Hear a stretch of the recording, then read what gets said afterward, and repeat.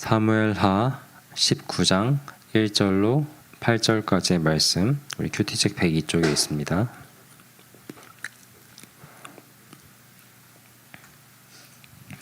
네, 그럼 저와 한 절씩 교독하시도록 하겠습니다.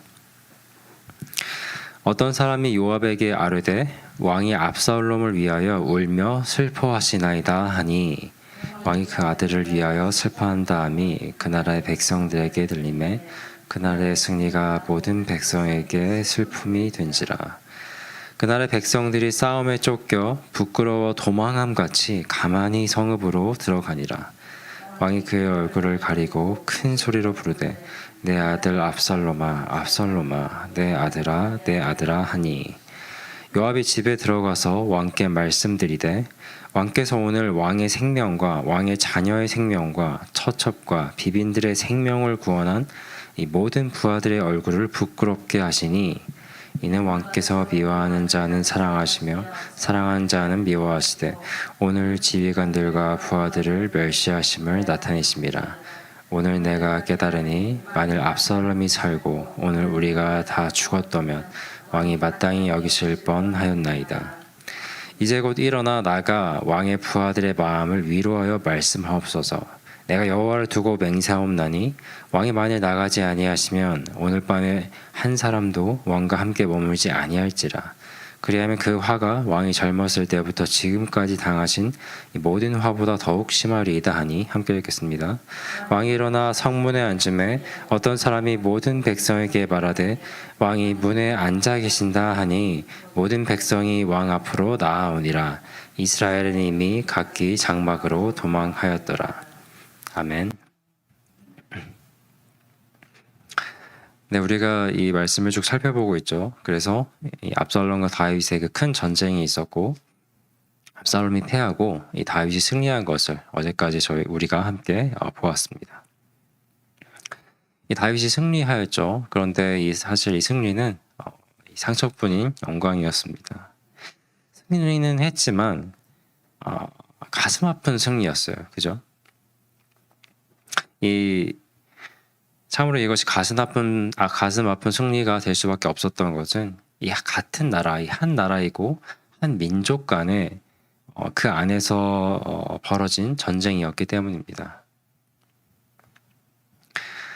이 죽고 죽이는 것이 전쟁이지 않습니까? 그 가운데 참 수많은 비극이 일어나는 것이 전쟁인데, 이 같은 민족 간에, 같은 나라에 있는 사람들 간이 서로에게 가한 그런 비극이었다는 점에서 이 전쟁은 참 가슴 아픈 전쟁이었죠.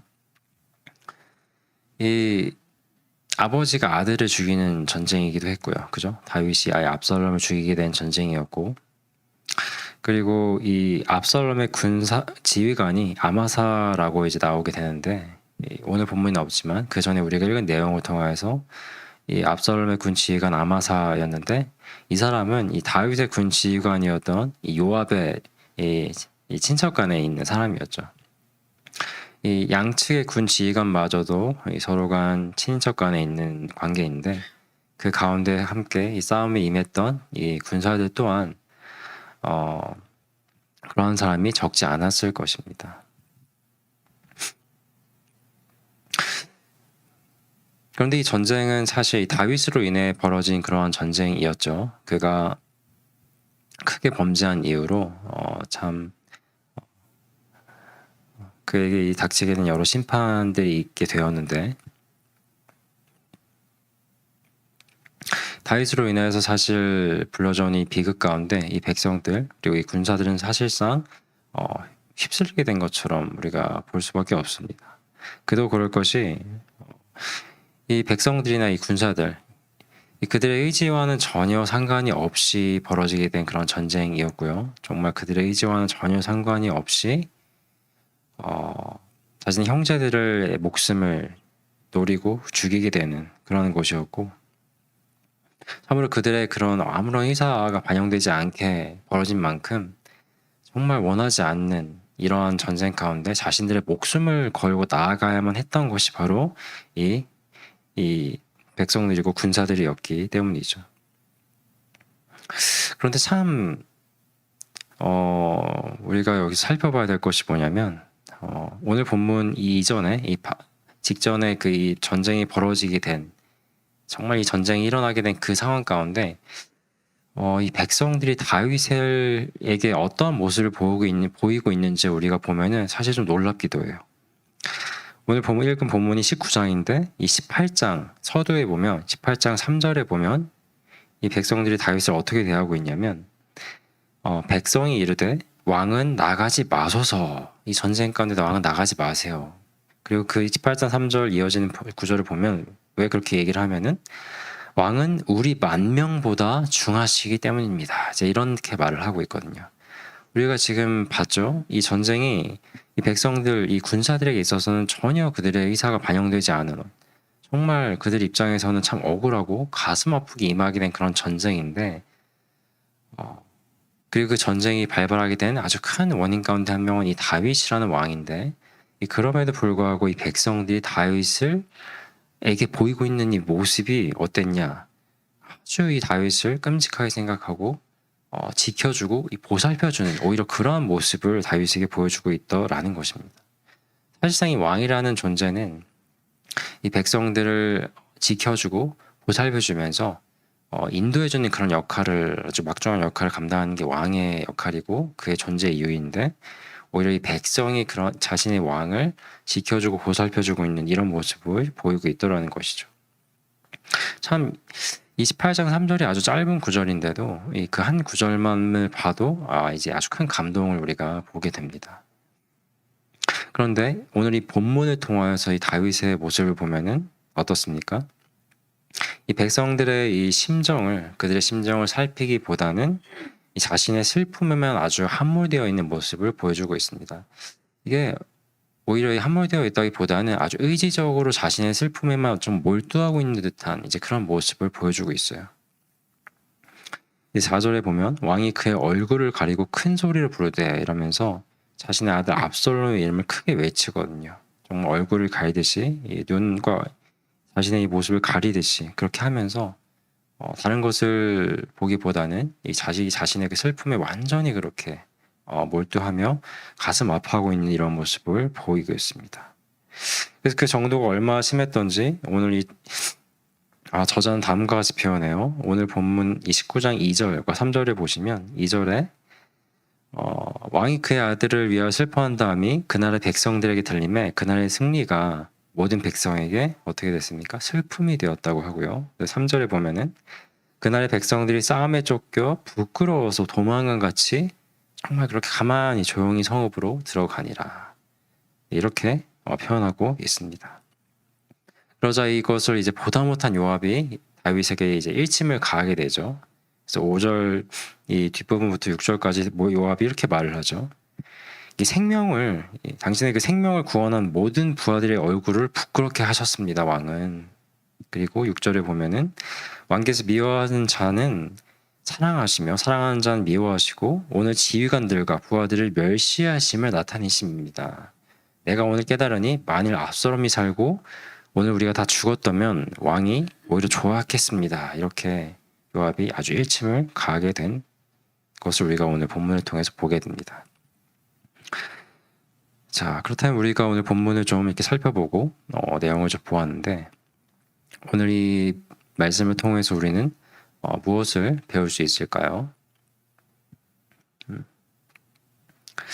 두 가지 정도를 좀 우리가 생각해 볼 수 있겠습니다. 묵상해 볼 수 있겠는데요. 먼저는 우리가 어떤 문제에 완전히 그렇게 몰두하여서 그 문제 어떤 자체에 빠져서 다른 것을 보지 못하게 되는 그래서는 안 되고 오히려 그때 나를 둘러싼 그 은혜의 손길들이 있다는 것을 기억해야 한다는 것을 우리가 좀 먼저 보셔야 되겠습니다. 우리가 이 다윗의 심정을 이해 못하는 것은 아니지만 그가 이렇게 자신의 슬픔에만 완전히 그렇게 사로잡혀서 그를 둘러싸고 있는 그 은혜의 손길들을 이 백성들과 이 군사들의 이 그 마음들을 전혀 이제 기억하지 못하고 봐주지 못하고 그들을 생각하지 못하는 이런 모습은 사실 우리가 살아갈 때 우리 가운데도 상당히 많은 부분에 있어서 일어나곤 합니다. 우리가 어떤 어려움들을 접하게 되고 그 힘겨움들 가운데 완전히 그렇게 우리 인생 가운데 참 크고 작은 문제들은 참 끊이지 않지 않습니까? 참 슬프지만 그런 일들이 없을 수는 없는데 때로는 아주 큰 어떤 어려움이나 그 문제 때문에 우리가 정말 막 다른 것을 보지 못하게 되고 정말 이 마음과 정신을 차리지 못하게 되는 그런 때가 분명히 있긴 합니다. 그죠? 그런데 그때도 잘 생각해 보면은 마치 그때는 이렇게 느껴져요. 나랑 그 문제 딱 그 두 개만 이 세상 가운데 있는 것만 같아요. 완전히 거기에 내가 벗어나지 못하는 그런 마음을 품을 때가 있어요. 그런데 잘 생각해 보시면 그때도 날 항상 지켜주고 보살펴주고 지지해 주었던 나의 아주 나를 사랑해주는 가족들 혹은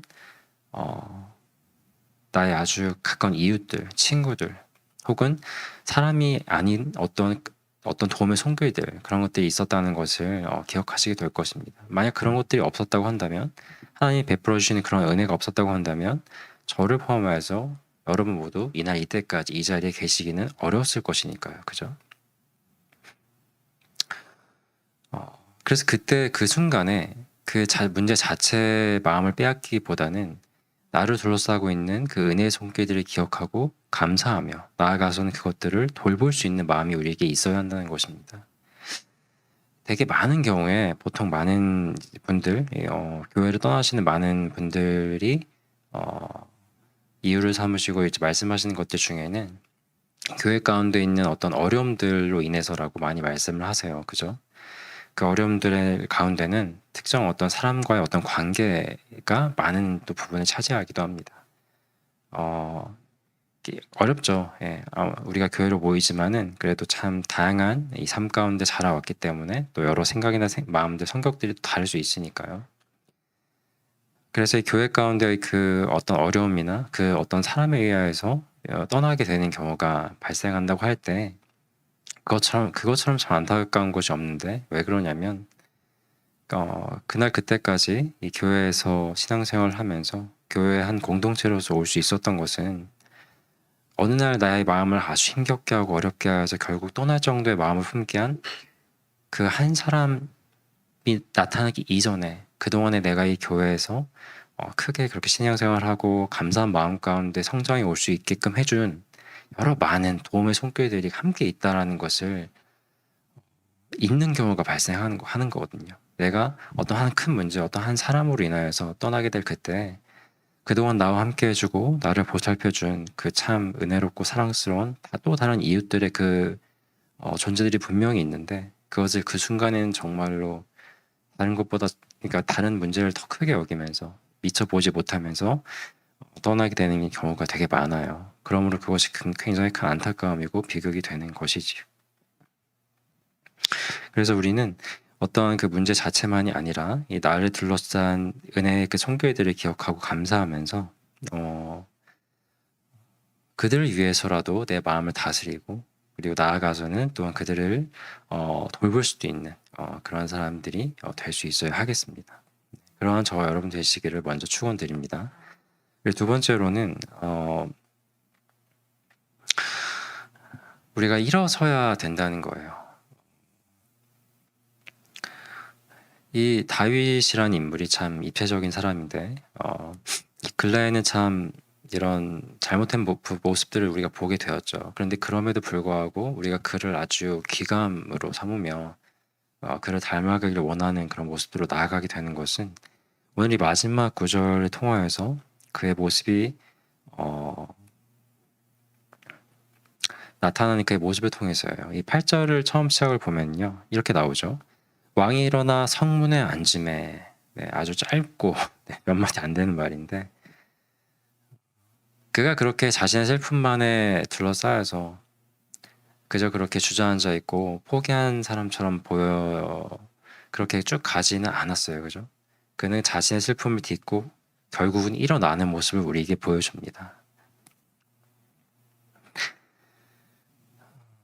이 참 견디기 어려운 고통 가운데 힘겨운 문제들 가운데 그럼에도 불구하고 그것을 딛고 다시금 일어나서 자신이 있어야 할 그 자리에 다시금 선다는 것이 얼마나 힘든지는 아마 잘 아실 것입니다. 그죠? 그런데 그 일을 지금 다윗이 결국은 해내고 있고 오늘 이 본문 가운데 우리에게 보여주고 있는 것입니다. 그는 이 슬픔을 딛고 다시 일어서는 섰던 것이죠.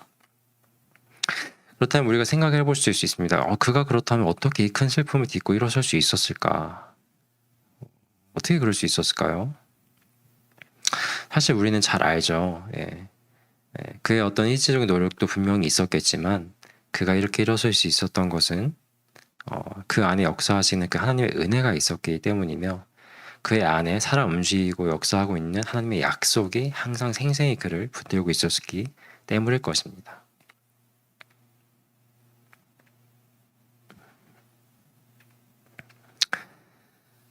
생각해보면 우리도 그와 크게 다르지 않다는 것을 보게 됩니다. 우리가 때때로 어떤 큰 극심한 고통으로 인하여서 도저히 일어나지 못할 것만 같은 그런 상황을 우리가 경험할 때가 있는데 그때 우리가 잊으면 안 돼요. 그 문제로 인하여서 그 아픔과 힘겨움으로 인하여서 우리가 우리의 구원을 잃으셨습니까? 우리가 우리의 죄사함을 잃어버렸나요? 우리가 우리 하나님의 약속 가운데 우리가 정말 하나님의 자녀됨이라는 그 분명한 그 사실을 우리가 잃었습니까? 결단코 그렇지 않잖아요. 그 어떤 큰 어려움으로 인하여서 우리가 우리의 삶을 우리에게 맡겨주신 그 사명을 포기하고 그저 주저앉아 있기에는 물론 슬프고 어렵지만 그보다도 하나님이 우리와 함께 하시고 여전히 우리와 함께 일하시면서 우리에게 가라 하신 그 길이 있다는 것을 그리고 그 종국에는 우리에게 베풀어 주신 구원이 있다는 그 사실은 결단코 변하지 않잖아요. 그죠? 그것을 우리가 기억하고 의지할 때 오늘이 다윗처럼 일어설 수 있는 것이고 다시금 우리가 있어야 될 그 자리에 다시금 설 수 있게 된다는 것을 우리가 보게 되는 것이죠. 우리가 늘 잊지 않아야 되는 것이 바로 이것이에요. 하나님의 자녀로서 우리는 다시금 일어날 수 있고요. 우리에게 주신 그 끝나지 않은 길을 아직도 가야 할 그 길을 우리는 또 나아가야 된다는 것을 보게 되는 것입니다. 그러므로 우리가 주님의 그 은혜 가운데 다시금 일어서고 그리고 나아가는 저와 여러분 되시기를 축원드립니다. 물론 그것이 힘들죠. 그러나 그 모든 어려움과 힘겨움들이 올 때마다 주님을 기억하시고 생각하시기 바랍니다. 그 모든 염려를 다 주께 맡겨버리시기 바랍니다. 이는 곧 그가 우리를 돌보시기 때문입니다. 마지막으로 이 한 말씀 구절을 좀 읽어드리고요. 기도로 나아갈게요. 베드로전서 5장 7절입니다. 너희 염려를 다 주께 맡기라. 이는 그가 너희를 돌보심이니라. 우리를 늘 돌봐주시는 하나님을 의지하면서 오늘 우리 함께 통성으로 기도로 나아가겠습니다.